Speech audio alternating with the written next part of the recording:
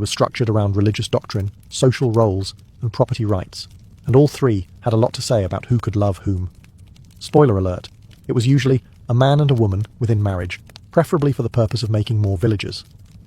Officially, same-sex intimacy was labelled a sin by the church, often lumped in with other unnatural acts, like dancing on feast days or reading too many books. Punishments varied wildly depending on region, time period, and who was involved. A peasant couple might get a scolding and penance. Nobles, they might face exile, or quietly be ignored if they had enough land. But while the church thundered from the pulpit, real life was messier. We have records, poems, letters, even legal documents, that show emotional, romantic, and sometimes physical relationships between people of the same sex. Some monks wrote love letters to each other in Latin that sound suspiciously less brotherly and more longing. Noblewomen sometimes shared beds and declared exclusive devotion in terms that would make a troubadour blush.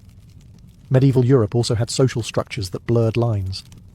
All male monasteries and all female convents created deep emotional bonds.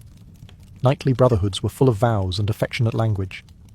Some historians debate whether these were romantic, platonic, or something in between, but either way, there were feelings involved, and possibly poetry. As for terminology, the modern concept of sexual identity didn't exist. You didn't come out, you just lived, carefully, quietly, and often coded in allegory. There were no pride parades, but there were songs, saints' stories, and suspiciously intense pilgrimages taken in pairs. Adultery in medieval Europe was a bit like handling a live chicken while juggling knives. Risky, loud, and likely to end with someone losing a bit of pride, or property. Let's be clear, adultery wasn't just a personal failing. It was a social offence. Marriage was seen not only as a holy sacrament, but also a legal contract, a property deal, and often a strategic alliance. So when someone strayed, they weren't just breaking hearts. They were tampering with inheritances, dowries, and the always fragile local gossip equilibrium. For women, the stakes were significantly higher. A married woman caught in an affair could face public shaming, loss of dowry rights, forced penance, or even exile, especially if she had the audacity to get caught with evidence.